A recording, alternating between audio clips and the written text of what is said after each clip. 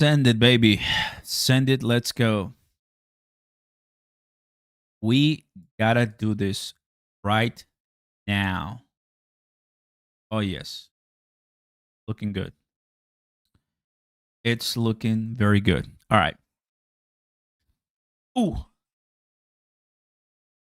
Monday, and we have Donald speaking with Pete headset.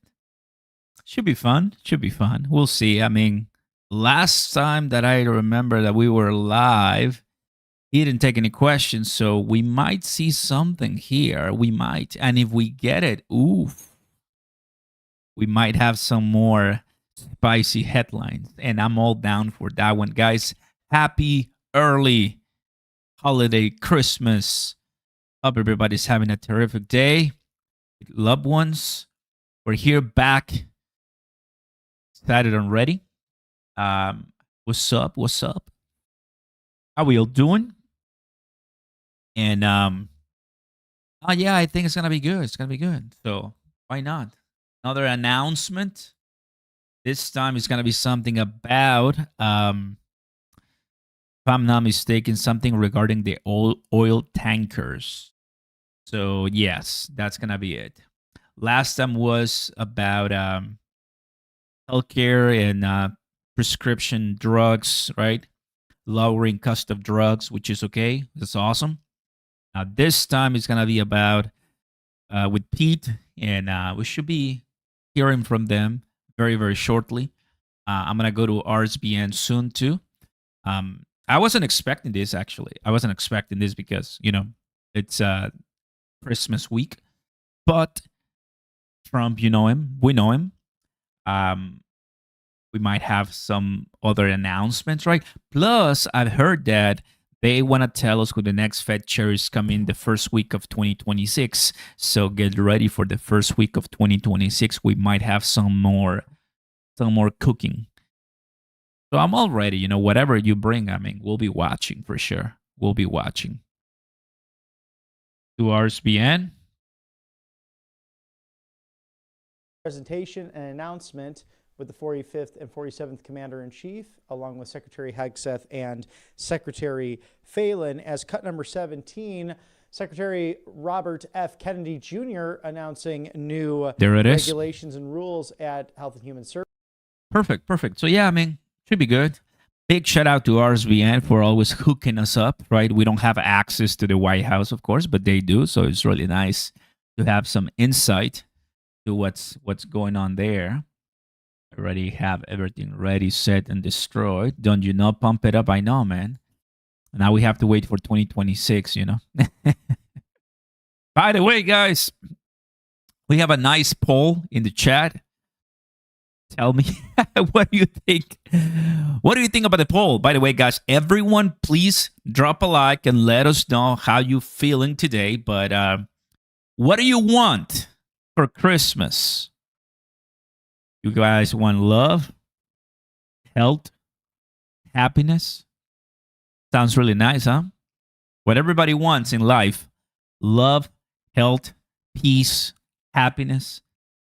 Or you just want to see XRP go through the roof, because that's what is winning today. It's really nice, huh? Marco in the house. Welcome. Very nice to see you guys. We don't want more dumps for any markets. I really hope Trump isn't going to ruin the year end like he started the year with tariffs. You remember the tariffs, right? I remember the tariffs too. Yes, I do. Waiting for someone to fix the pump. I know, right? Well, welcome, Dangerous Dave in the house. One of my admins here. Really nice to see you guys. I wish you can pick more than one. I know, right? I mean, we want to see all of them come to fruition. Bro, Oscar, I'm always scared when Trump is talking or tweeting, for God's sake. Hey, bro, what are we supposed to do? I mean, we're just here holding the line strong, right? looking ahead for a good, prosperous future. I cannot manipulate anything. I'm a nobody, and I don't want to manipulate anything. I don't want the SEC, the IRS, or the CIA, whatever, knocking on my door. I'm just a normal guy trying to bring fun, entertainment, information, and education to my public, and that's it. So, period.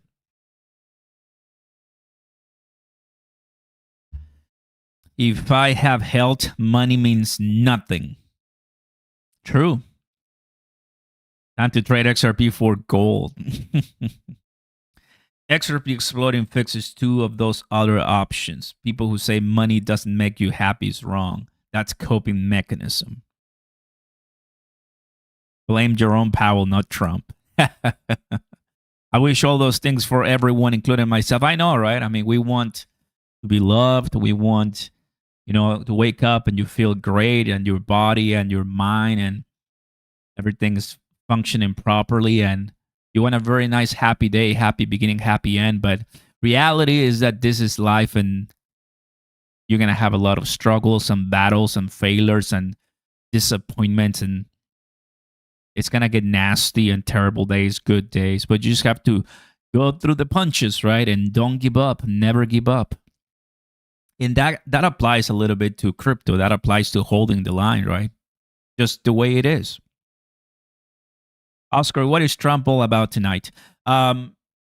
Yes, so there's going to be a Trump announcement about with Pete Hegseth, the war secretary, right? Defense secretary, whatever you want to call it. But right now it's the Department of War. They're going to be talking something regarding the oil tanker. I read earlier today, oil tanker, what happened with Venezuela. So we'll be listening a few things. I think it's always exciting, to see, because at the end of this, we might have some Q&A. And if that's the case, I'm all in. I think that's really nice. Now, I'm also changing a little bit of the title. I'm adding the price, because every single time I use XRP, it means, because a lot of people really get it very twisted. They take everything so literal. It is not that Trump is making an XRP announcement. You will see that how different it is if that's the case. It's just that we're talking XRP and we are listening to Donald J. Trump. 95% of you guys understand what I'm talking about, but there's the 5% that think that Trump is going to talk XRP, and that's not the case. So for that case, for that reason only, just making sure that people are satisfied, I'm adding the XRP price. So we talk about the XRP price, and we're also going to hear the announcement. What is that? Oh boy. Yeah. Okay. Good. So yeah, we're going to be hearing soon. Alberto in the house. What's up, buddy? Welcome.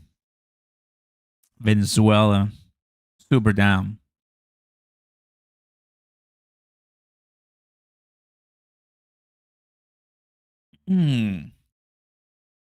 Now, we know that Trump might be late. Foreign-born workers lost. He might be, just might be a little bit. Who knows, right? The way to know that he's coming now is by checking the White House channel. Oh, what is this? Yeah, I mean, we went to 90,000 earlier today.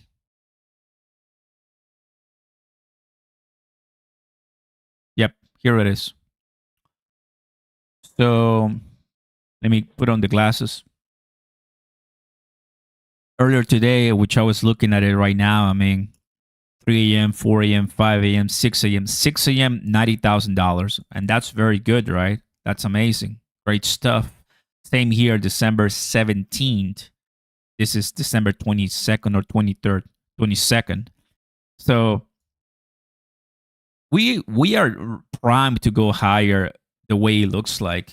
We really are primed to go higher right now. Those sellers, I mean, we're getting rejected many times. Many times. And that's what we're seeing in this conversation, saying 10 a.m. manipulation continues. Bitcoin has dropped 2,500 and liquidated 82 million worth of longs in the last 4 hours. Wow. Yeah. Crazy, you know? It's not that much, but still, it's a few millions of dollars, right? That are gone because of such manipulation in the markets. And for XRP, we come here for XRP. What do we have? So we have 194. You notice right now 195, 195, 194. Go to the 4 hours right now. I mean, as long as we're in the 190s and holding steady, that's pretty nice. But everything just follows Bitcoin at this point. Everything just following Bitcoin right now.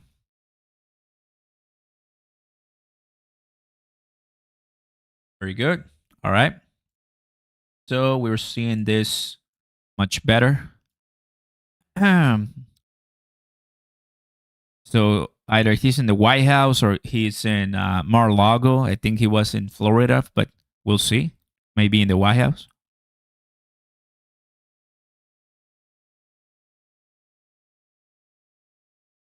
Good to see you guys. Very nice to have the XRP army here. Always good. Always good. Mm.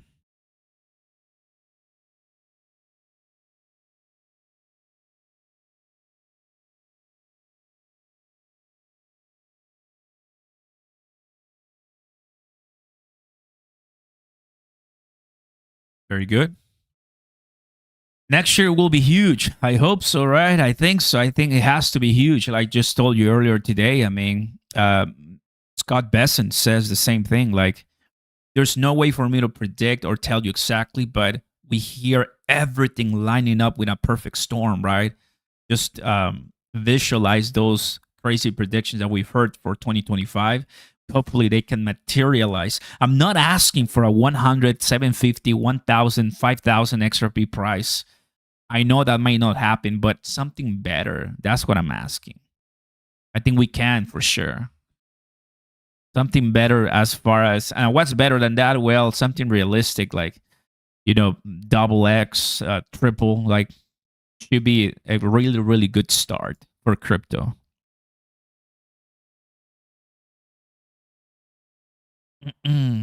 What is this? What is this? We have some drama here. Just to be clear, I am not Jay Claver.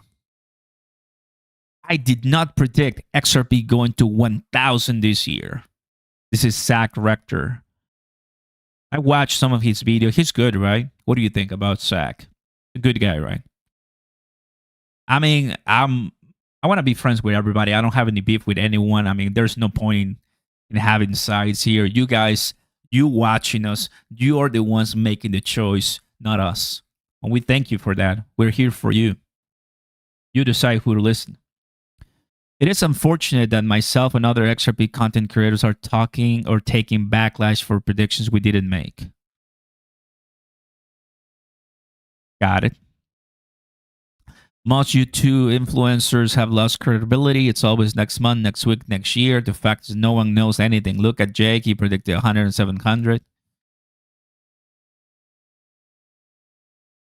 Hey, that's Levi. Facts. Same thing happened to me. I made it abundantly clear that XRP was going nowhere near 1,000 per coin. Oh boy.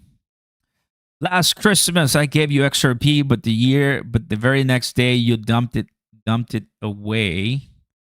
The years to save me from tears, I'll buy more. I never sold XRP, FY. But thank you so much for the kind donation. Thank you. Welcome aboard. Welcome aboard. Every one of us is eating crow right now because how bad we pumped XRP, not realizing that the people, or shall I say institutions, they're manipulating and don't care about hopes and dreams. What's up, Envia? Envima? Zach Rector is one of the best, buddy. Nice. Nice, nice, nice.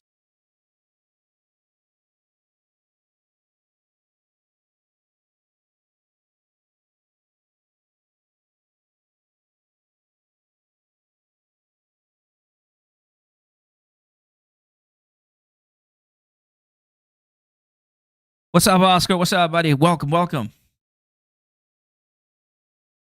The title of this live stream, XRP price. Yes.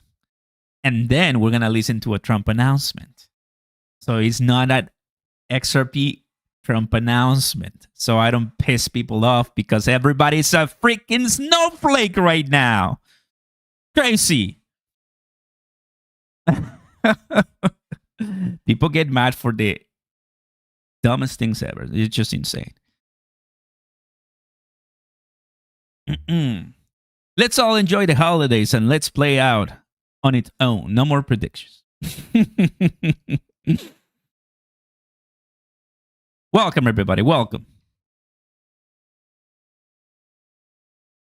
Very nice. Very nice. There's going to be a day. There's going to be a time. I'm mad at you too. No worries. Eduardo, how? There's going to be a time when Trump will actually make a Trump announcement and nobody's going to believe it. Nobody. We're going to be like, nah, it's just another live. There's going to be a point in time when Trump will actually make an XRP announcement and no one is going to pay attention.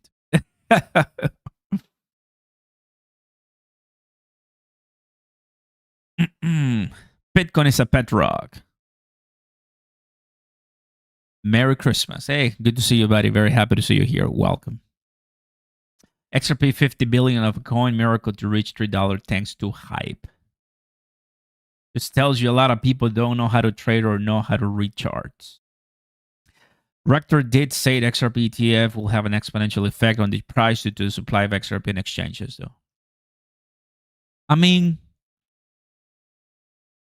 when Bitcoin got all of its ETFs, I didn't hear many people because I wasn't paying much attention to what Maxis were saying, how the price was gonna pump. But as soon as we started getting the Bitcoin ETFs, I mean, you saw what happened. You saw what happened. So, yeah, I mean, just taking it one day at a time. One day at a time is the only thing that we can do.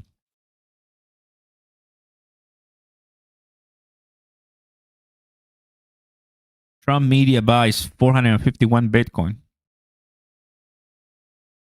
So while you are getting mad at the game, they're playing.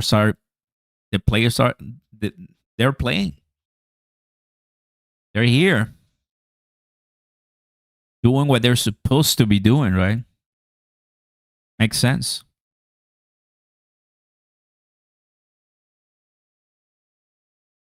What is this? What is this, everybody? Just in, CFTC new chairman Michael says Congress is poised to send the crypto market structure legislation to President Trump's desk. When? Well, in 2026. Everything is aligning perfectly. Everything is looking very nice in due time. In due time. Hey, Oscar Ramos, your source of all things Trump and XRP. Alex Golding. So happy to see you, buddy. Welcome. I'm also learning a lot from other people, and we're just, instead of watching someone on TikTok, are wasting our time doing nonsense. Just another source of chill, relaxed conversations and Q&A, plus listen to the president of the U.S., and yeah, I mean, I think for the first year, it was a tough one to swallow. I'll be honest with you. I wasn't expecting Trump to be so fierce, so decisive, so relentless with the push of his agenda.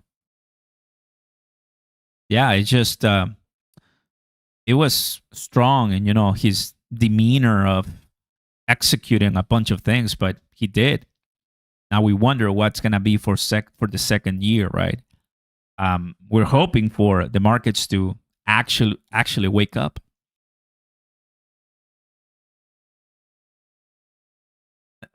Go buy a Powerball about the same chance of winning.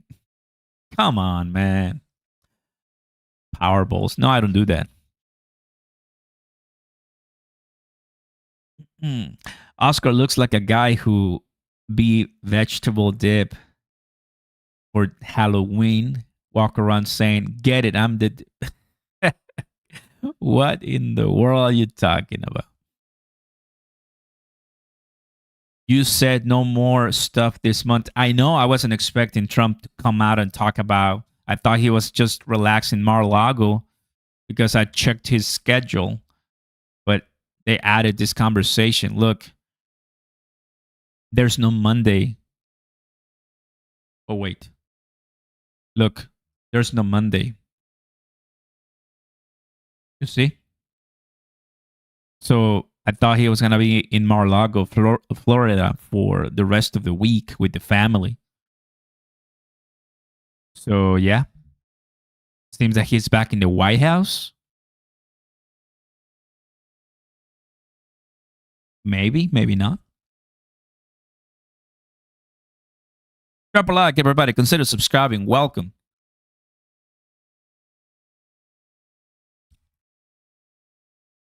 Okay, you good. Nice. I'm telling you the facts, brother. I mean, I'm not making stuff up. Oscar, what do you do to mitigate your crypto capital gains tax?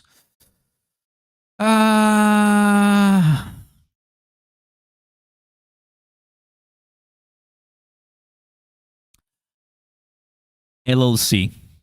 I don't really want to go any further because I'm not qualified to tell you anything about that, brother. That'll be with your accountant, with someone who actually knows.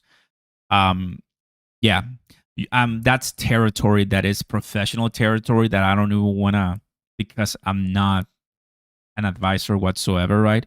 So I'll just tell you, get a good lawyer, get a good accountant, get a good tax person, Having an LLC helps a lot. In my case, for the business, right? Because it's all crypto related, so it helps a lot. So, but that's what I'll tell you. Don't answer any questions until you get dislikes up. No. It's fine. It's fine. If they don't want to like, that's okay.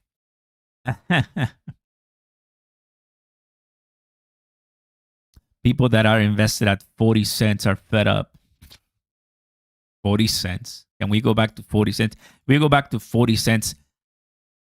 95% of you are going to just say goodbye, XRP, and sell. And a tiny size of you guys are going to actually buy the dip at 40 cents.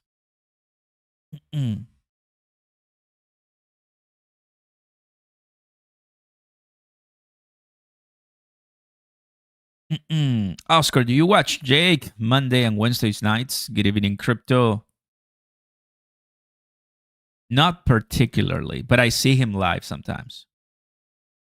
Yep. He does go for a while, though, for like 2 hours or so, which is really nice. It's awesome. People are learning tons.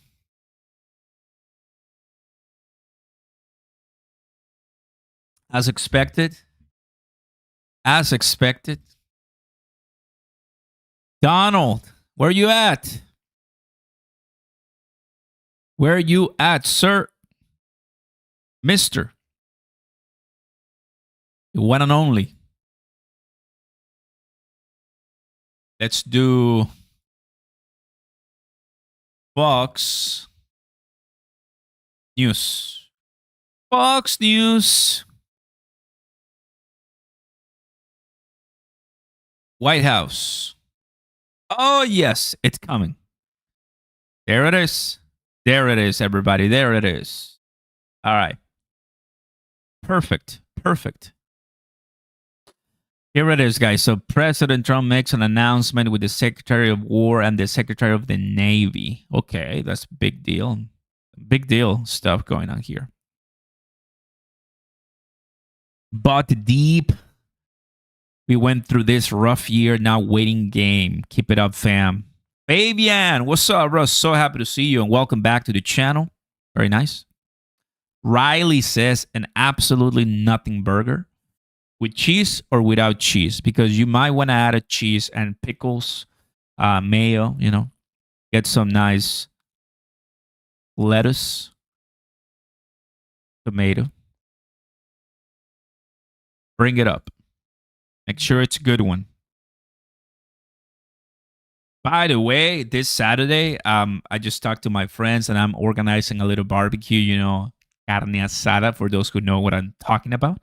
For a nice cookout Saturday, right before the year ends. It's been one of the hardest years of my life, and it's always good to end it with our head up high, and we're always grateful and thankful. So yeah, just have a great one with the fam, with the people. We're all human, 100%. We're all spirits. Hmm. Yeah, very good. It's coming in soon. It's coming in soon.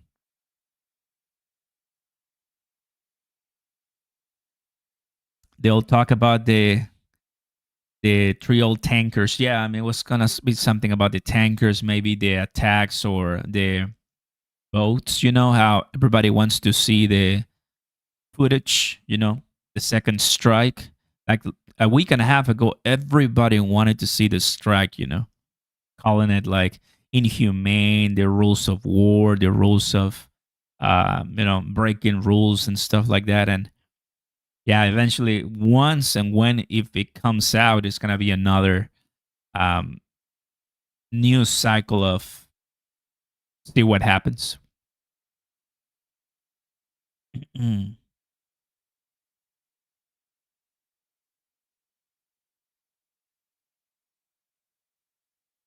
2025 is not over.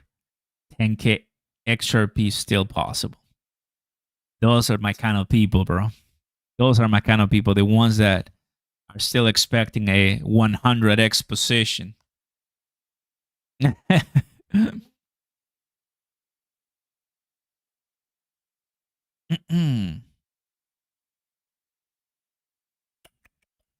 Huh.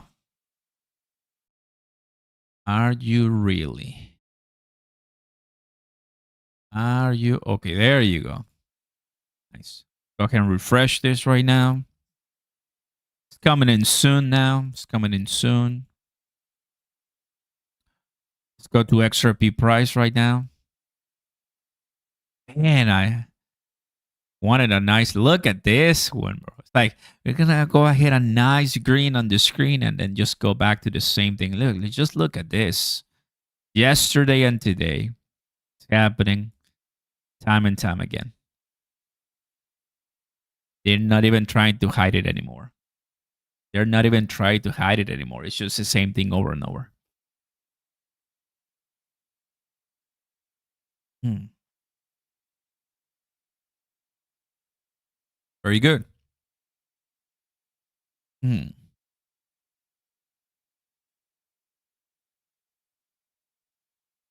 Pampers. Oscar, your show is one of the best ones too. Don't you know? Hey, I appreciate that. Serious Fox Night in the house. We're gonna have a time when we actually gonna do something exciting in the charts, but because we've been doing some pretty nice Q and A's yesterday, then Saturday, and today now. So it's not gonna happen every single day, right? But when Trump is speaking, why not? I wasn't expecting doing this, like I told you, right? I thought he wasn't gonna be making announcements. He was gonna relax and chill and enjoy life. He's 80 years old. I mean, come on. But no, he doesn't know what sleep is, so he's still grinding. There you go. We got some light. Secretary Phelan. In the meantime, in case you missed it, bringing higher prices down, bringing down gas prices. How's the audio? 100% of new jobs to American-born workers and in the private sector. Their audio is not rising great. Than inflation. President Trump highlighting that. But it's okay. Video, decent. In case you missed it, with cut number 16, we're experiencing a historic boom, and that's all on the.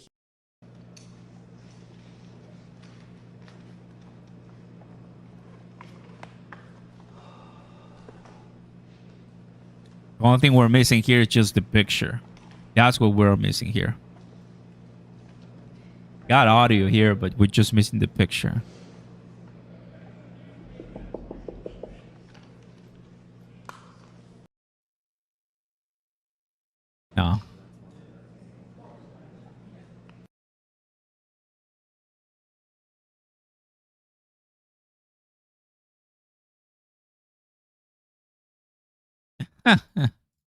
I love how so many things that this computer has to load, but it should be good. $18 trillion. $18 million. 18 trillion. 18 billion and billions and trillions. All right. Looks like he's gonna take questions. We'll see. It's been a while. You're much louder than the video. Yes, I'm always louder. Yes, indeed. Oscar is the hardest working Mexican on the planet. I can almost guarantee you, brother. Appreciate that a lot. It's a nice compliment, but no, I'm not, bro. No, I'm not. There's some other hermanos, brothers, that are just, and sisters, right, that are just hands down doing really, really, really well too. Satoshi. Can't believe it. Love that one. Love that one. Jake says $750 before New Year's. Good stuff. 750. I mean, people are still saying that. Like, what? Why are you still saying it? I mean, it's just kind of like the number. It's like 6-7, right? 6-7, like 750, 750. It's like, unbelievable.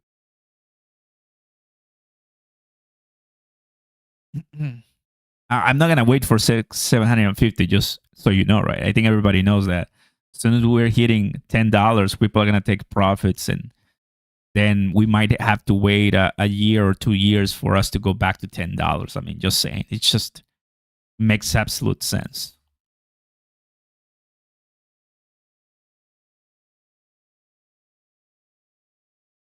Six, 7, bro. I know why they say that.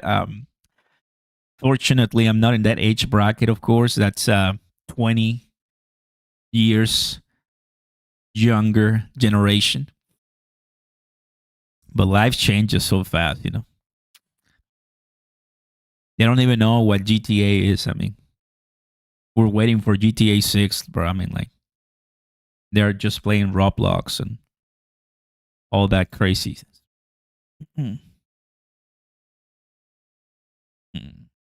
Gained 121,000 private sector jobs. Good stuff. So it's gonna be in Mar-a-Lago. So he is in Mar-a-Lago. He's not in the White House. That's not the White House, right? That's not the White House. So he's in Florida. Yep.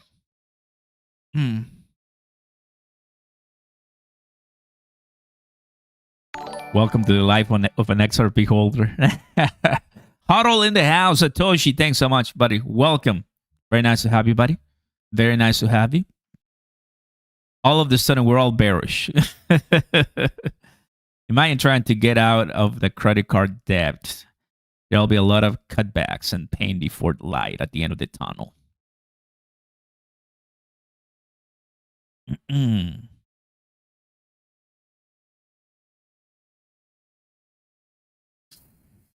XRP at $100 before GTA 6 is out, my friend. Oof, yes, please. I'm so ready for GTA 6. I never owned GTA, guys. I played them, but 25, 20 years ago when I was in Mexico. When I used to live in Mexico, I used to play San Andreas, of course. That was the classic one. And I didn't even play number 4. I just played number 5 a little bit, just a few, and buy CDs sometimes on my iPad. But I will always do the same thing. Just go out and drive, and you know what, because I don't want to get banned here on YouTube because there are 2 snowflakes. But I'm never completing any missions, right? You guys are some of the pros. But on GTA 6, I'm going all in. I'm probably going to take some days just to enjoy the map. I have a great screen, 85-inch. So let's just enjoy our time being right here. That's it. The radio on GTA. It's true. I know a lot of people are going to be stopping their trading crypto and playing GTA. That's for sure.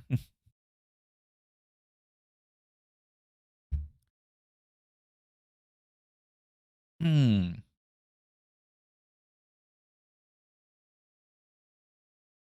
Ooh, Red Dead Redemption. That's another good one that I actually haven't played at all. But might be a chance, you know. XRP is dropping. We're yeah, keeping an eye here on what XRP is looking right now. Not surprised. Not surprised for us. What is this? Meanwhile, the Trump team points to early wins. Inflation is down to 2.7%. Fuel standards rolled back to lower car prices. Trump accounts for kids and a new task force aimed at slashing grocery costs. With me now, Jackie DeAngelis, co-host of The Big Money Show. Meanwhile, the Trump team. So things are moving, and we like that. For 2026, we want retail to feel and to be better. Retail is the one. We're retail. Some of us were still retail, so we want that for sure.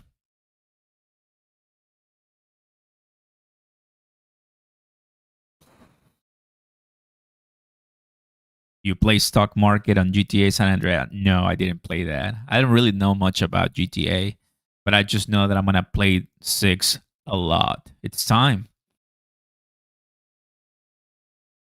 It's time for sure. Now, see. Let's see. Are we gonna have? Take a look. Okay, AP News is not live, so we're gonna do Fox. This one is still not 3:30. Wait, it's 4 p.m. It's been 30 minutes already. Crazy. It's always the same, huh?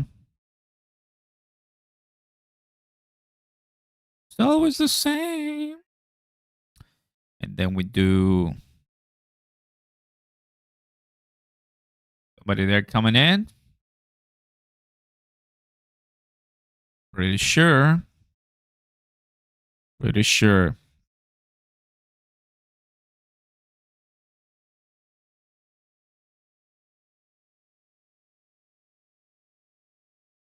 They're already talking in one. That's not live yet. All right, I got one. I got one. I got another one. Perfect. Got another one. Where you at? Oh, come on.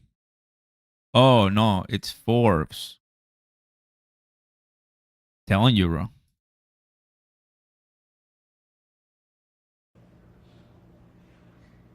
President Trump and Secretary Hessek make an announcement at Mar-a-Lago.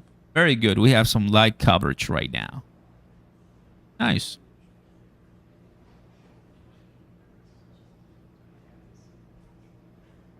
We'll see.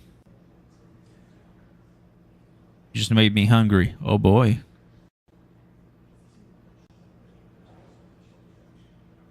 Officially out of XRP, and I'm ready to buy some real estate. Oh, my. Up Night. What's up, buddy? Good to have you. Welcome.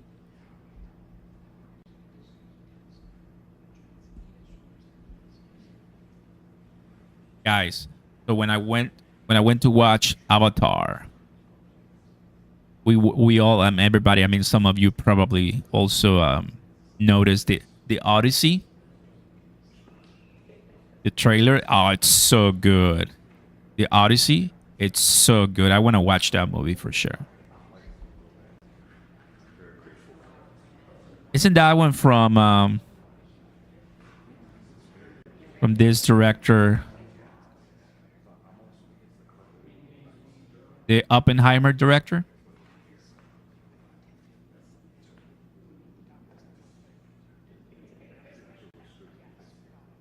Yeah, Christopher. Oh yeah, 100%, bro. This is the goat. The goat. Christopher Nolan, bro. Yeah, I'm watching the Odyssey. I have to watch the Odyssey. Yes. I'm so ready for the Odyssey, honestly. Oppenheimer. Black, the Dark Knight and all the good ones.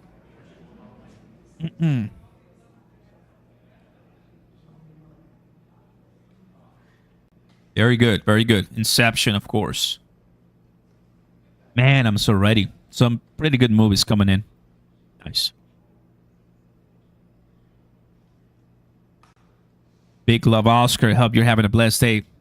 God bless you, bro. Thanks so much. Drop Shouts TV in the house. It's really nice to have you guys. Always bringing you the latest. As we wait another nice red candle stream, sadly, but it is what it is. We're not leaving. We're just holding the line and buying more as we can. Buttocks are being nice. Sleep like a baby. I wake me up 2 hours and cry. Satoshi in the house. Thanks, brother. And you have a blessed day too, bro. Oscar, my wife is tired of me talking about XRP. Can't believe it. Pluribus is a show from the makers of Breaking Bad. Okay, I may want to try that one. Where can I watch it? Is it on Netflix or HBO or where is it?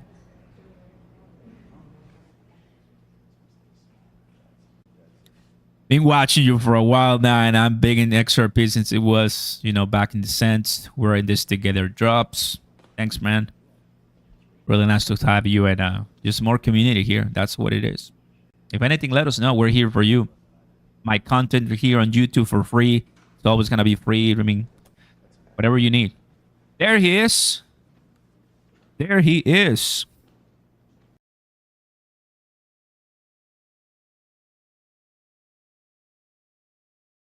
All right, give me the audio. Audio. Give me the audio.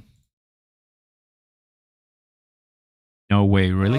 For this exciting There you go. announcement of the new Golden Fleet. We're calling it the Golden Fleet that we're building for the United States Navy. As you know, we're desperately in need of ships. Our ships some of them have gotten old and tired and obsolete, and we're going to go the exact opposite direction.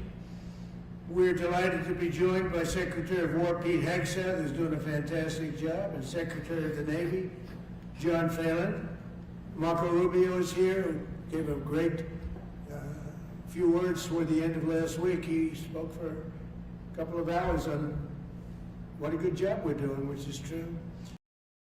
Approved a plan for the Navy to begin the construction of two brand new, very large, the largest we've ever built, battleships.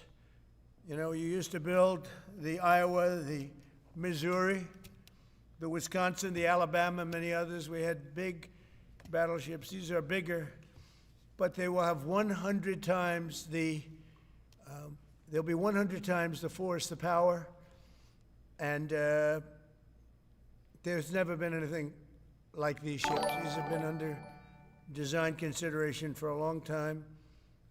And it started with me in my first term, because I said, why aren't we doing battleships like we used to? And these are the best in the world. They'll be the fastest, the biggest, and by far 100 times more powerful than any battleship ever built. So if you look at the Iowa, the Missouri, Wisconsin, Alabama, and others, but they were similar in size, some a little bit bigger than the others. But if you take the biggest one, it's 100 times more powerful. They're longer by a little bit, but and they're bigger. They're bigger ships, but they hold much more. They use the word lethality. Battleships are the largest, sturdiest, and most heavily armed vessel built specifically for naval. Heavily armed vessel built specifically for naval combat. While America has built many new warships over the years, they've tended to be smaller, much smaller, and not conducive to where we are and where we're going, and peace through strength.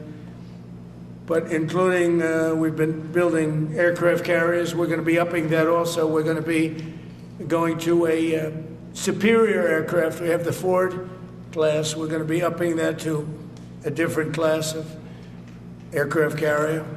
And We haven't built a battleship since 1994. These cutting-edge vessels will be some of the most lethal surface warfare ships. It will be actually the most ever built other than our submarines. We have submarines which will have, in many ways, even more lethality, and we have many of them under construction. Each one of these will be the largest battleship in the history of our country, the largest battleship.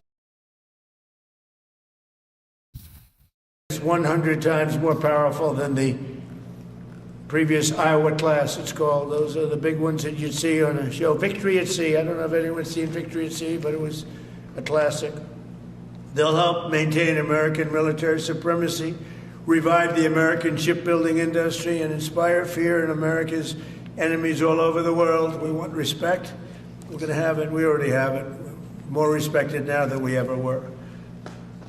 A year and a half ago, they laughed at us. Now they respect us again at levels that they've never respected us. We envision that these two ships, we're talking about 10, but we're going to start with 2, and we're going to quickly morph into 10. And ultimately, we think it's going to be anywhere from 20 to 25 of these. But we're starting with the first 2 immediately, and we're going to then be very quickly involved with, I think, we're going to do another 8.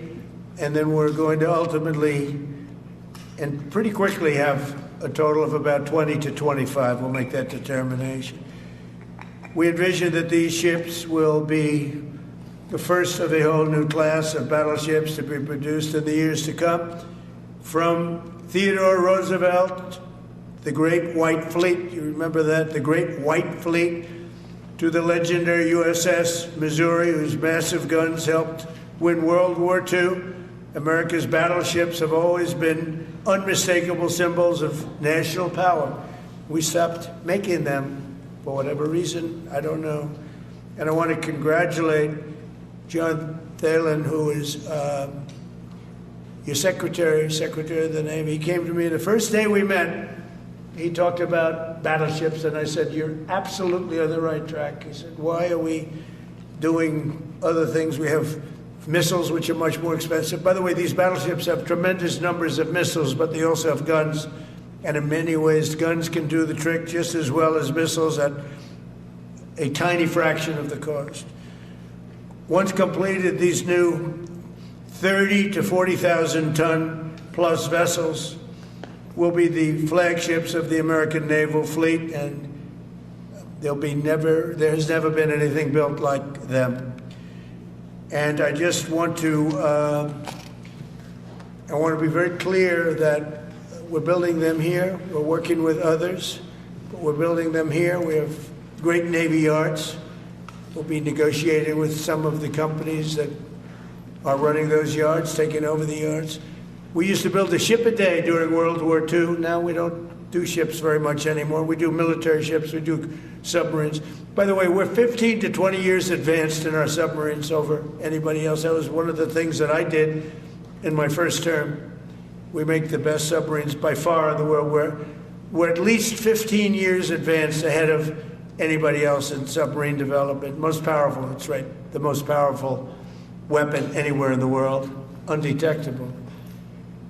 So the battleships are going to be armed just in terms of guns and missiles at the highest level. They'll also have hypersonic weapons, many hypersonic weapons, state-of-the-art electric rail guns, and even the high-powered lasers that you've been starting to read about. We have lasers where you aim the laser at a target, it just wipes it out. We're going to have, they'll be the most sophisticated lasers in the world, and the most sophisticated laser in the world will be on the battleships that we're building. They'll also carry the nuclear armed, sea-launched cruise missiles currently under development, which will be instituted pretty quickly, but they're under development and they've proven to be extremely lethal. The U.S. Navy will lead the design of these ships along with me, because I'm a very aesthetic person, alongside our partners in American industry, and we're going to have Pete Hegseth and Marco and a lot of very talented people involved, but a lot of it's already been done. We've been doing this for months. The construction will create thousands of American jobs. We're going to have the jobs be created. I mean, already we have factories being built unrelated to this, although AI will be a big factor when it comes to these ships. They'll be very AI controlled. Today's announcement is yet another step in our mission to make the United States Navy stronger than ever before. Again, when you talk about 100 times the power of these massive ships that we had years ago, it's pretty amazing. And next week I'm going to meet with the defense prime contractors. I'm going to meet with them here, Florida. And we're going to be talking about production schedules because they're too slow. We have many countries, allies, that are wanting to buy. We make the greatest equipment in the world by far. Nobody's even close, but they don't produce them fast enough. So we're going to be meeting with them to talk about the production schedules. We're going to have strong production schedules. And the only way they're going to be able to do that is to build new plants. Even with the F-35, we have many people who want the F-35 fighter jet, and it takes too long to deliver them to allies or to ourselves. It takes too long. The only way they're going to be able to deliver them is if they build new plants. They don't want to build new plants because that's expensive. So we're going to be discussing production schedules. We're going to be discussing CapEx spending. We'll be discussing the pay to executives where they're making $45 and $50 million a year and not being able to build quickly. They're going to make that kind of money. They have to build quickly. Again, we make the best equipment in the world, but they don't make them fast enough. And we're going to be also discussing dividends. We want the dividends to go into the creation of production facilities. So we'll be talking about all CapEx, dividends, and the pay. We're also going to be talking about buybacks. They spend so much money on buybacks. They want to buy back their stock. I don't want them to buy back their stock. I want them to put the money in plant and equipment so they can build these planes fast, rapidly, like immediately. I mean, I have sold more planes than any president by far, times probably 20. So every time I go someplace, I sell 100 planes. That includes commercial planes, Boeings, etc., but it also includes fighter jets. And I'm always having to say 5 years, 6 years, 7 years, helicopters, Apache helicopters, many years. India bought them. They want to get them. They don't want to wait a long time. So we don't want to have executives making $50 million a year, issuing big dividends to everybody, and also doing buybacks. And then they say, well, we don't have the money to build a plant. They got to build plants. Plants to make F-35s, plants to make helicopters, plants to make the F-47 new jet. And that's it. And that's what I'm going to be talking to them about. They're going to start spending money on building airplanes and ships and the things that we need, not in 10 years and 15 years. We need them now. And we're strong about it. Last week, the Navy announced a brand new class of frigate, and they're going to be working with the South Korean company. Hanwha, a good company, recently agreed to invest $5 billion in Philadelphia Naval Shipyard. We're opening up the Philadelphia Shipyard, once a great yard. Now it was a long time ago decommissioned, but now it's reopening. Working with the Navy and working with private companies. The record-setting defense bill I signed last week authorized $26 billion to build new ships, including destroyers and various others. We already have a lot of submarines, as you know, under construction. We're building a lot of submarines. I tell you, to be exact, we have right now 15 submarines under construction or ready to start. And we have, again, the greatest submarine in the world with our technology, like they talk about chips. Well, I would say submarines are a bigger deal than chips. We're at least 15 years ahead of any other competitor. China, Russia, nobody can come close. We're also building right now 3 large aircraft carriers in addition to the ones we have. Wow. And we have, actually, interestingly, we have a lot of submarines. How many submarines do we have now altogether, approximately? Huh? What? Over 30. We have over 30. But these are the super duper subs, and there's nothing like them. So we're going to be doing from 12 to 15 brand new submarines. We have Isn't that couple of other confidential? things going on. We'll be building other elements I'm of just saying. Navy. We'll be fixing up headquarters. We'll be fixing up places for our great sailors to live. And we're going to be working very hard with companies, but we're also going to be penalizing companies that aren't doing a good job. For instance, when they built the Ford, Gerald Ford, the cost overruns were ridiculous. That was done in Norfolk, Virginia. We're going to be talking about that with that company. The cost overruns were out of control. In World War II, the United States built upwards of 4 ships per day. Can you believe it? 4 ships a day, on average. And now there weren't all big warships, but there were ships, freighters, tankers. And it's a tragedy that we allowed this incredible capability to just go astray. We don't do that much anymore. We do build our warships, but that's about it. But that's a lot. We're going to restore America as a major shipbuilding power. We're going to ensure the USA is the most powerful fleet anywhere in the world, and long into the future, with battleships helping lead the way, and the submarines. And again, nobody competes with us on submarines. So I just want to thank everybody, and I'd like to ask Secretary Hegseth to say a few words, followed by the Secretary, but if you would, Secretary of the Navy. But Pete's doing a fantastic job. By the way, we have drugs are down 96.2% coming into the United States. 92.6 by sea. And soon we'll be starting the same program on land. The land is much easier.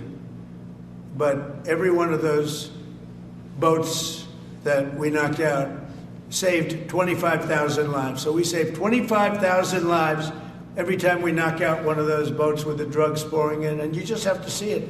I mean, people say, oh, gee, do you think it was really drugs? Well, just take a look. Bags all over the place. That's not fishing equipment. There's no fishing rods on those boats. They move fast. When you see a boat with 4 engines or 5 engines on, going 40, 50 miles an hour, well, they get hit. We save 25,000 lives every single time we knock out a boat. And it's over 96% stopped by sea. We're trying to figure out who the other 4% are, frankly. And we're going to have the same success, but even quicker, because it's much easier on land. If they want to come by land, they're going to end up having a big problem. They're going to get blown to pieces, because we don't want our people poisoned. 300,000 people died, probably last year 300,000. A lot of people say it was 200. Somebody said last night, it was only 175,000 people. That's like 3 stadiums, big football stadiums filled up with people died. But I think the real number is 300,000. We're not going to have that anymore. So we're doing a great job, and we enjoy doing it. Our border is secure. Our country is strong. Trillions of dollars is coming into our country from other countries and companies. They're building factories and plants, including auto plants, all over the United States of America. Without tariffs, they wouldn't be doing anything, although they were very happy with the November 5th election. But it's only because they want to avoid paying tariffs that they're all coming in. And again, the biggest number was $3 trillion in history. That was China many years ago. Now it's $18 trillion, and that's just in 10 months. We think we could hit $20 trillion. That's investment in the United States, including plant and equipment. So thank you very much, and I'll ask Pete to say a few words, and then John. If you have any questions, we'll take them. Thank you. Thank you, Mr. President. Awesome. Q&A. Well, Mr. President, you're exactly right. There are no fishing poles, no fishermen, and no fishing boats. Just drug dealers and narco-terrorists. And with every strike, we're saving American lives. No other president was willing to do real deterrence. That's exactly what's happening. It's an honor to be here, Mr. President, Mr. Secretary, Secretary Rubio, to talk about what peace through strength really looks like. You can talk about it, or you can invest in it, and you can build it. And that's exactly what President Trump is doing. At the Department of War, we're restoring the warrior ethos. In fact, the President mentioned the NDAA. We put into law merit-based. We put into law getting rid of DEI and political correctness. That's now part of how our military operates. And you've seen it in record recruiting in the spirit of the Department of War. We're rebuilding the military. President Trump did it once. He's doing again with historic investments today in shipbuilding. And we're reestablishing deterrence, whether that's at the border, whether it's through Golden Dome, what happened with Midnight Hammer and what Iran found out, those drug boats, and of course the Houthis opening up the shipping lanes. American strength is back on the world stage. And the announcement of the Golden Fleet, anchored by new battleships, the biggest and most lethal ever, accomplishes all three of those things and marks a generational commitment to American sea power. Across the entire department, we are developing new operational concepts, deploying cutting-edge technologies, and making major investments, including in our Navy. This is happening in all domains, including space, as the President has talked about before anyone else. So it's the highest of domains and the lowest of domains under sea, and especially today in sea power, that always has to be decisive, has been in the history of America, and will continue to be under the leadership of President Trump. We will make sure that anything that flows from our country and with our allies flows freely and uncontested. New and better ships will provide that deterrent today and for generations to come. This new class, these new investments, will be the types of things that for decades, for centuries, the American people will look back and thank President Trump for having the vision and the willingness to invest right now in capabilities we need today, tomorrow, and long into the future. So, Mr. President, thank you for this investment, and I'll hand it over now to the Navy Secretary. Thank you. Mr. President, Secretary Hegseth, Secretary Rubio, thank you for being here on a very consequential day. From my very first conversation with President Trump about serving as the Secretary of the Navy, he's talked about the great Iowa-class battleship and why America doesn't build ships anymore with that kind of offensive firepower that takes the fight to the enemy. During my time in the job, I've talked extensively with our combatant commanders, like Admiral Paparo and Admiral Cooper, and our CNO, Admiral Cottle. And what I've learned is that not only is the President's idea a good one, it's something that Navy desperately needs and now has a formal requirement for. The future Trump-class battleship, the USS Defiant, will be the largest, deadliest, and most versatile and best-looking warship anywhere on the world's oceans. I want to thank the President for his vision to make this game-changing capability for the United States Navy. The Iowa was designed to go on the attack with the biggest guns, and that's exactly what will define the Trump-class battleships. Offensive firepower from the biggest guns of our era. This ship isn't just to swat the arrows. It is going to reach out and kill the archers.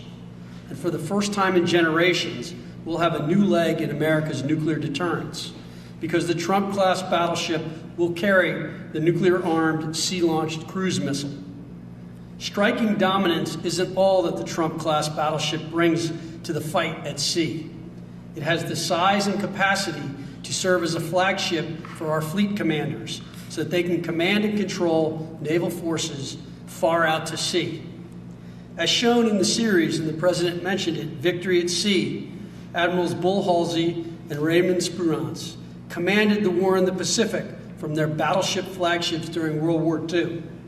Now this new battleship will command everything from warships to drones and everything in between. We're going to make battle groups great again. And this is just one piece of the President's Golden Fleet that we're going to build with the investments he talked about.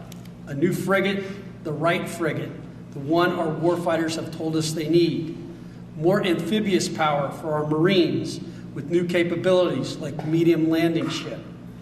As part of the Navy's high-low mix, we're moving out aggressively on unmanned vessels with funding from the President's One Big Beautiful Bill to bring options to the fight and pull new, non-traditional defense partners into the American shipbuilding ecosystem. And we're making a generational investment in support ships. Logistics wins wars, and that kind of shipbuilding is the spark that will ignite the industrial base and help power the commercial shipbuilding that the President has called for. Under your leadership, Mr. President, we will have more tonnage and firepower under construction than ever before in our history. Building the president's Golden Fleet means jobs across the United States now. There'll be work for shipyards everywhere, from Philadelphia to San Diego, from Maine to Mississippi, from the Great Lakes to the Gulf Coast. And for manufacturers that will build components for this battleship in every state. The president has been clear. We must bring back our American maritime industrial might. And he has told me many times that as Secretary of the Navy, it is my job to equip our sailors to win the fight at sea with the finest ships in our history.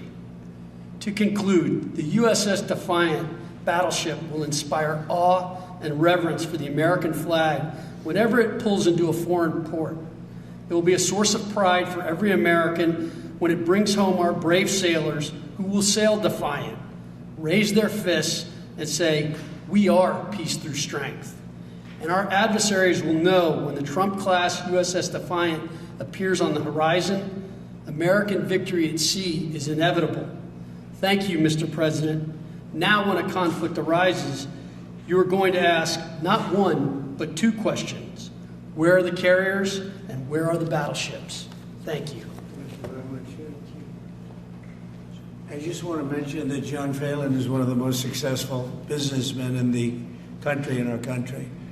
Been a tremendous success, and he wanted to do this, and for nothing. He's taken probably the largest salary cut in history, but he wanted to do it. He wants to rebuild our Navy, and you needed that kind of a brain to do it properly. So I just wanted to give you a little information on him, which is probably enough.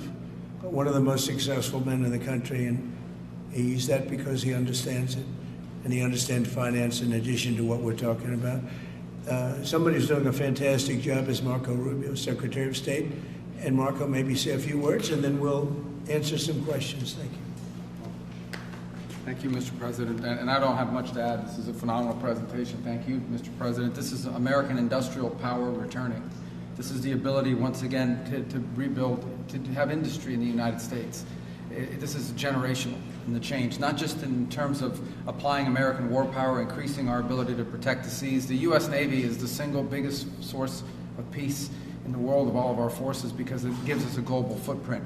But it rebuilds American industrial capacity. The ability to make things again in our country has been critical to what the President's agenda has been all about, and this is a tangible reminder of it. And I know the country's grateful for it, and generations of Americans will be grateful for it. So thank you. Thank you, Marco. By the way, I think I'd just like to point out that these ships are made of steel as opposed to aluminum. It's a big difference, as you know.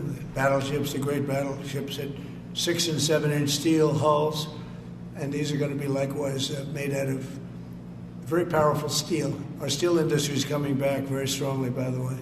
It's coming back at record numbers, and we're going to be using them for the steel, but as opposed to an aluminum side, which, in all fairness, is not the same.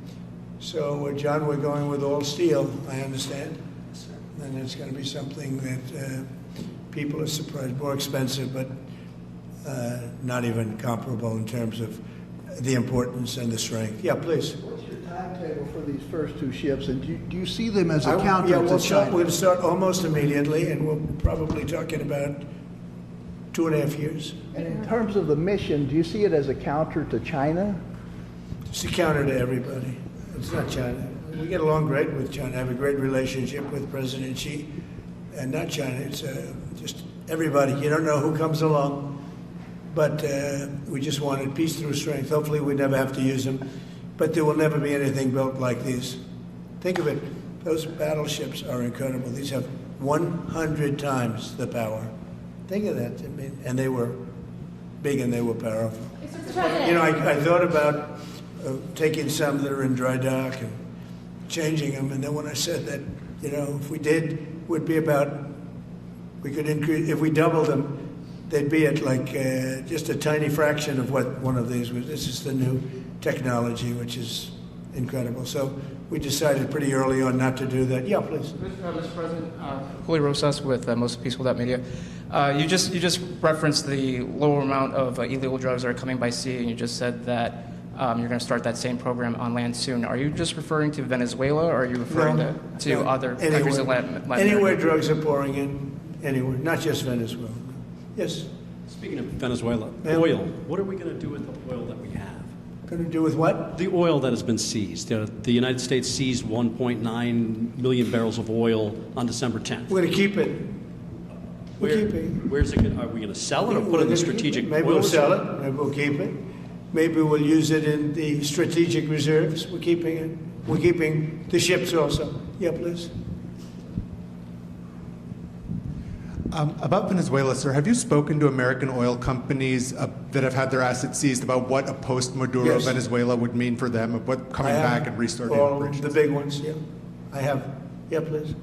Why do you feel like this initiative was neglected for so many years, and does this come amidst the rising tensions between the U.S. and Venezuela? We're talking about with Venezuela? Yes.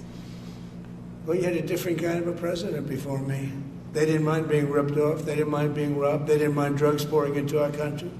They didn't mind the jails of Venezuela and Trinidad and Nicaragua being emptied into the U.S., where they take over Colorado and other places. I do mind. So you had a different kind of a president. I hope people are enjoying it because we've never been respected more than we are now. Yeah, please. Thank you. Thank you, Mr. President. Were you surprised by the number of photos of Bill Clinton in the Epstein files? And can you commit to their By full... what? And were you surprised by the number of photos of Bill Clinton in the Epstein files? And can you commit to their full release by the end of the year? Some of the victims were protesting that too many of them were redacted. I know there are a lot of people that are angry about all of the pictures of other people, you know, but I think it's terrible. Look, I like Bill Clinton. I've always gotten along with Bill Clinton. I've been nice to him. He's been nice to me. We've always gotten along. Respect him.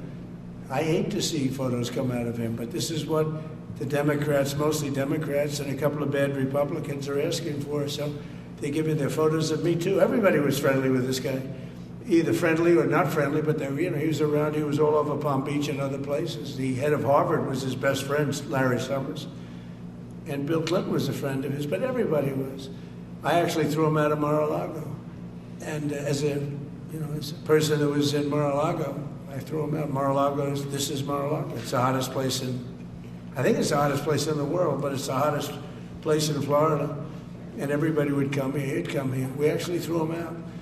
But no, I don't like the pictures of Bill Clinton being shown. I don't like the pictures of other people being shown. I think it's a terrible thing. I think Bill Clinton's a big boy. He can handle it. But you probably have pictures being exposed of other people that innocently met Jeffrey Epstein years ago, many years ago, and they're highly respected bankers and lawyers and others, and they'll end up, because of guys like Massey, who's a real lowlife, whose polls are down to about 9%, by the way, in the great state of Kentucky. If you look at Kentucky, Kentucky is such a great place, but I don't know, they've got a couple of people in there that are very strange in terms of leadership, but Massey's a loser, and he likes it, and that he works with the Democrats. He's just being used by the Democrats, because what this whole thing is with Epstein is a way of trying to deflect from the tremendous success that the Republican Party has.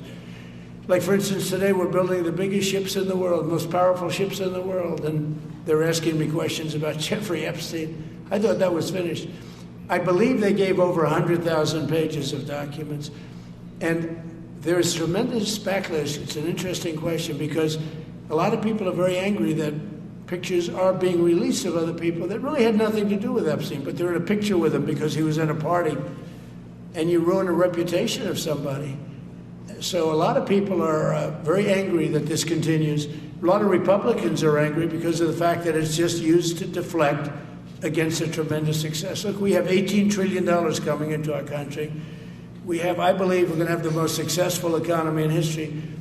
We inherited a mess. Now prices are coming way down. Gasoline is less than $2 in some states. $1.99, $1.97, $1.95 a gallon.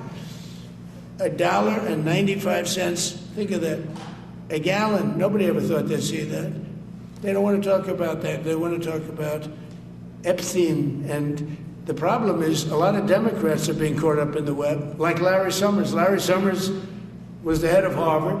He's now been forced to resign from every board he's on, and he was thrown off the Harvard board. Now, he was at Epstein's Island a lot. I wasn't. I never went there, by the way. But fortunately, it's nice. but I never went there, but a lot of people did go there. But instead of talking about the battleships, or instead of talking about most favored nations drugs, we're bringing down drug prices like at a level that has never even been thought of, by thousands. Think of it, by 1,000%, by 1,200, 1,300, 1,400% in some cases. A drug that sells for $10 in London is costing $130 in New York. We're bringing it down to $20, and they're going to go up to 20. So they're going from 10 to 20, which is a doubling. It's a doubling. That's a lot, but it's a doubling. But we're going down to 20. So we're going down, if you can do your own math, but it's 2,000%, 3,000%. It's pretty amazing. And you know, the New York Times had a story about it, a small story, way in the back of the paper. It's the single biggest thing to happen with respect to drugs probably in 50 years. It's never been anything like this. In my first term, I was able to get drug prices down 1/4%. It's the first time in 28 years that they went down. 1/4%. I was so proud of myself. Now we're doing them 2,000%, 1,500%, 1,200%. That pill that sold for $130 will now be selling, as an example, for $20. Because the rest of the world took advantage of us. Without tariffs, I could have never done it. I called up the heads of the countries. As an example, France, I spoke to a very good man, President Macron of France. And I said, Emmanuel, you have to raise your drug prices.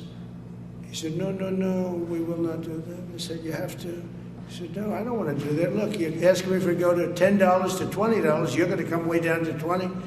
We don't want to do that. Now, in all fairness, no other president even tried. But if they did try, there was actually a fake story in stupid USA Today. I didn't even think they make it anymore. I haven't. But I saw a story where Biden was trying to do this. Biden never tried to do it. Biden didn't know he was alive. He never tried to do it.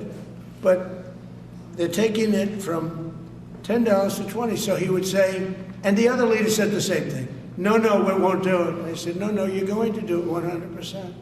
They said, nope. We're not doing it. We're not going to double our price. Because, again, if you go from $10 to $20, they're doubling their price. We're coming now, though, from $130 to $20, because we're going to get the lowest drug prices in the world. Whatever the lowest price is called favored nations, we're going to have the lowest price. So I said, no, you're going to. No, I will not do this. Politically, it's unacceptable. I said, Emmanuel, you're going to do it 100%. Please accept it now. Be nice. You're going to do it 100%. No, I will not. I said, yes, you are. He said, why do you keep telling me I am when I'm not? Because if you don't do it, I'm going to put a 25% tariff on everything France sells into the United States of America. And that's approximately 20 times more than I'm asking for with respect to drug prices. He said, I see. I agreed to do it. Every other country said the exact same thing. They all said, no, I will not do it. I said, all right, on Monday morning, you'll have the 25% tariff, everything you sell. In the case of France, it was wine, champagne, cars, everything they sell. It's 25 to 30 times the price of what we're talking about, at 25%. Every single country agreed. And that was a big problem. The drug companies were difficult, but fine, because we have a certain control over the drug companies. We had no control over these foreign nations. So every single country has agreed to do this. So we will take that pill price down, as an example, talking about not just pills, we're talking about everything. We'll take it down from $130 a pill down to $20 a pill. And the rest of the world will take it from $10 a pill up to $20. It's the biggest thing ever to happen, and it's barely covered in the New York Times, because it's a fake newspaper. Yeah. Mr. President, on shipbuilding, how does the administration plan to ensure that there's sufficient workforce availability as you're producing these ships? Could you speak up? How does the administration plan to ensure there is sufficient workforce availability as you're producing these ships? We're going to have we're going to have tremendous workforce availability. We're also going to have robots helping us. We're going to have a lot of robots helping us because we need it. And because we're going to town, we're building a lot. Between the AI and the auto plants So we're going to need robots. We're going to have robots, but that's going to help us. We're going to have a tremendous workforce, and in order to operate you're always going to need people. You know, you can have robots, but you're going to have to get somebody to start those robots, and you're going to have to improve the robots. But we're going to have robotic factories plus manpower. So we're going to have enough. We're going to need the help of robots and other forms of, I guess you could say, employment. We're going to be employing a lot of artificial things, but the beauty is we're going to have more jobs than we've ever had. Just so you know, a number came out the other day. We have more jobs right now in the United States. More people are working right now in the United States than at any time in the history of our country. Think of that. Pretty amazing. So we'll have the help of, you know, mechanical help, if you want to call it that, but we'll have tremendous employment. They'll be paid a lot of money. They'll do better than they ever did. Okay? Mr. President, some may have been expecting a different kind of announcement today, hearing your Secretary of War and Secretary of State here. You mentioned strikes on land in Venezuela more than 15 times, even now just in your recent remarks. Why should Maduro take your threats seriously? And he can do whatever he wants. What's your end game? Maduro? What's your end game? There's no answer. He can do whatever he wants. I mean, we have a massive armada formed, the biggest we've ever had, and by far the biggest we've ever had in South America. He can do whatever he wants. It's all right. Whatever he wants to do. If he wants to do something, if he plays tough, it'll be the last time he's ever able to play tough.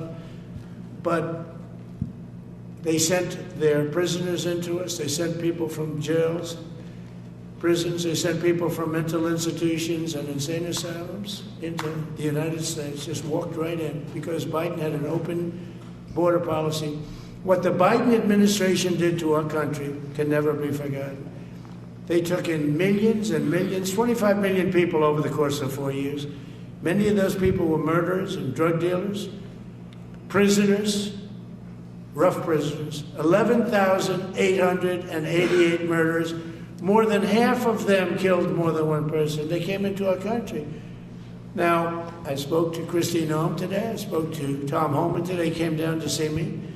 And we had a great meeting. They've done an amazing job. We're getting them out. We're getting them out very fast. But this should have never happened. But Venezuela was Venezuela took advantage of the open borders that Biden created more than any other country. Tren de Aragua, we had gangs all over. Look, I mean, you have a very weak governor in Colorado. Look what happened in Colorado where they would occupy apartment houses. And he didn't want to do anything about it because he was scared. Any other questions? Yeah, go ahead, please. So in response to the United States taking sanctioned oil from Venezuela, Colombian President Gustavo Petro criticized the United States by saying, well, the Southwest is stolen land and that it should be returned to Latin America. I just wanted to know what your response to that is. Well, he has to watch because, you know, he's got drug factories. They make cocaine in Colombia. And he's no friend of the United States. He's very bad guy. And he's got to watch his ass because he makes cocaine and they send it into the United States of America from Colombia. We love the Colombian people. I love the Colombian people. They're great people, energetic, smart, great. But their new leader is a troublemaker. And he better watch it. He better close up those cocaine factories. They have at least 3 major cocaine factories. We know where they are. He better close them up fast, yeah.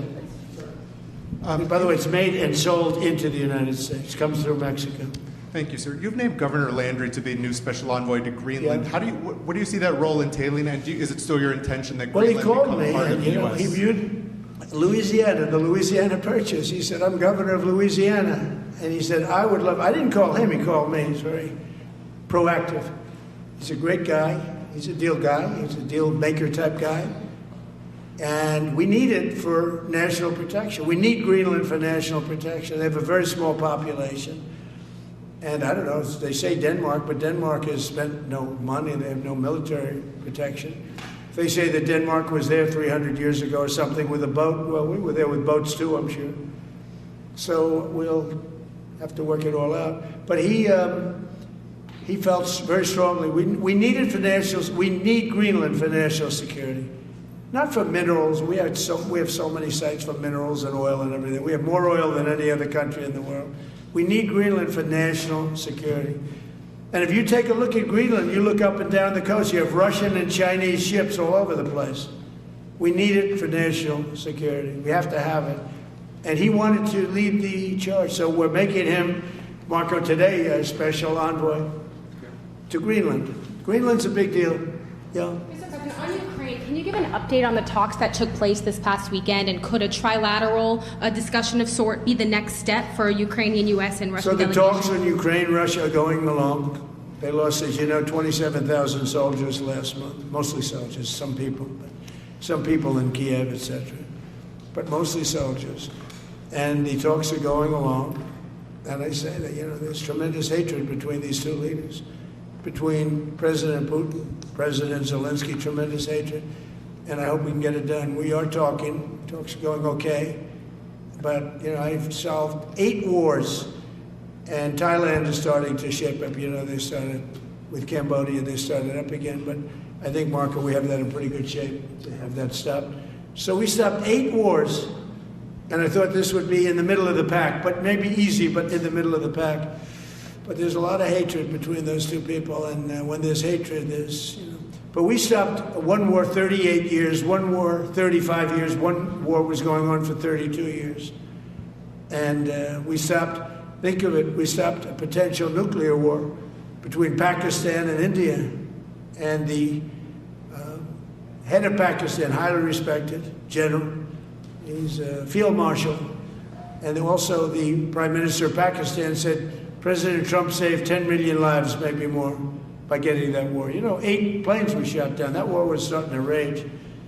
And he actually said the other day that President Trump saved 10 million lives, maybe more.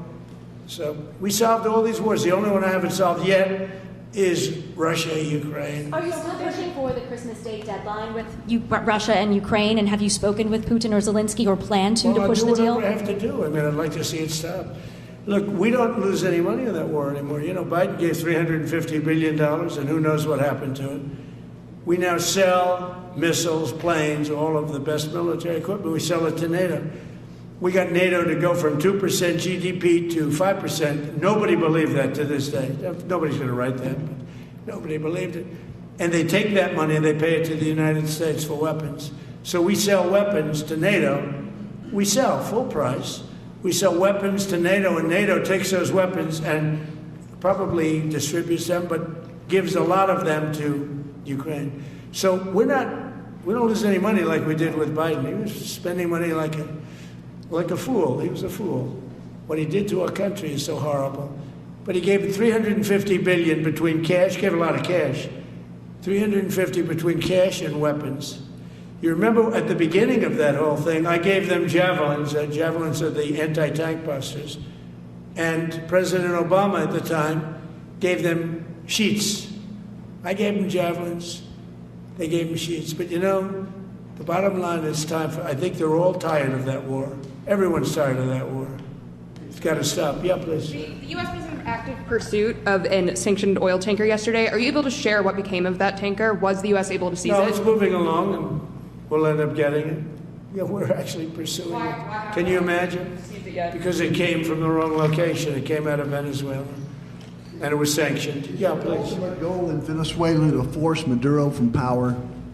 Well, I think it probably would. I can't tell that. That's up to him what he wants to do.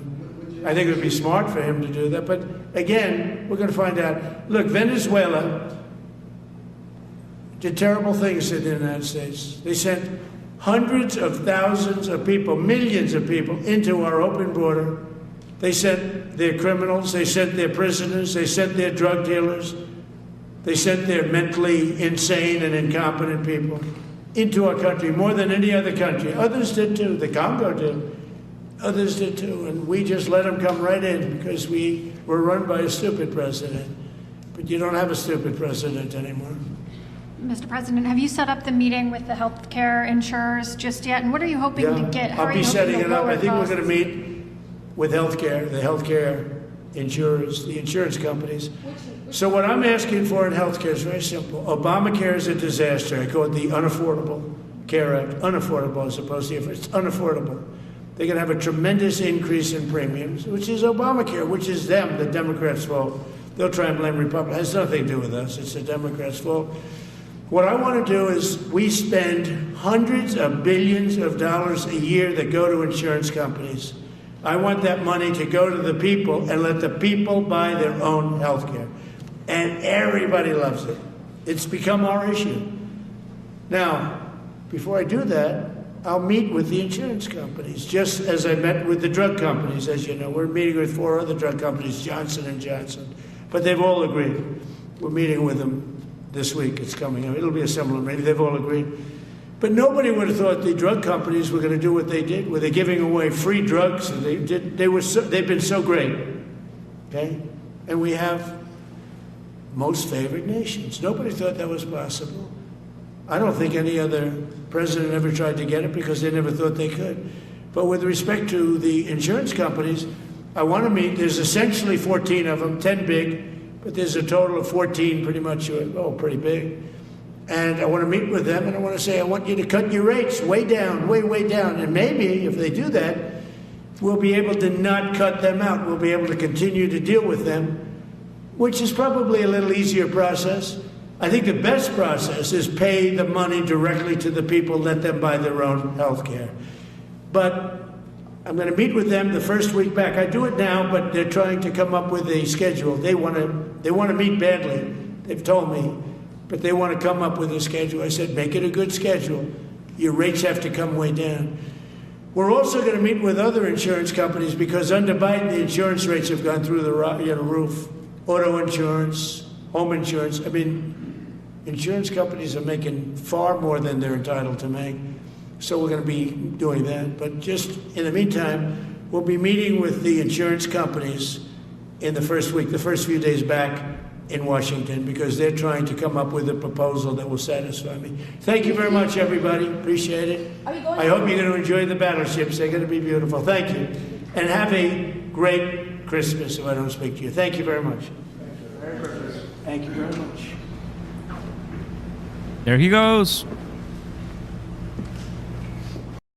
So, we may not see XRP pumping today, but we are seeing battleships pumping today. Drop a like, everybody. Consider subscribing and welcome. That's it. XRP price watch stream and also checking out the announcement. A bunch of questions at the end. Nice. He didn't say anything about the CFTC, which is nothing really that important for a lot of people, right? But for our industry, we got a pro-crypto CFTC chair sworn in. So that's good. SEC chair, pro-crypto. CFTC chair, pro-crypto. Now we're missing the Fed chair, pro-economy, pro-digital assets. That will be awesome. It's coming in 2026. That being said, everybody, we're getting all the pieces together little by little, and I'm just excited. I want to say thank you for coming up, for showing. TJ, I see you, bro, to all my admins and to all my members here, the new subscribers. Thank you so much for stopping by. We'll be back tomorrow, of course, but we're getting closer to Christmas. I hope you and your family have an amazing time. Closing the poll right now. Big shout out to Cosmic Crypto, Fox Crypto. I see you here. A lot. You're posting a bunch. I see you. Thank you. We're going back up. Guess everyone says no bad news necessarily. Very nice to have you, Eduardo. I see you there. Very nice. 2.1 thousand votes, and we have 63% XRP exploding. Let's go. Well, you guys take care. I'm going to go ahead and work out. Time to pump the gains right now. Feeling good, blessed, and grateful. See you next time, everybody. God bless. Peace. Links down below, Patreon, Discord, and BTCC.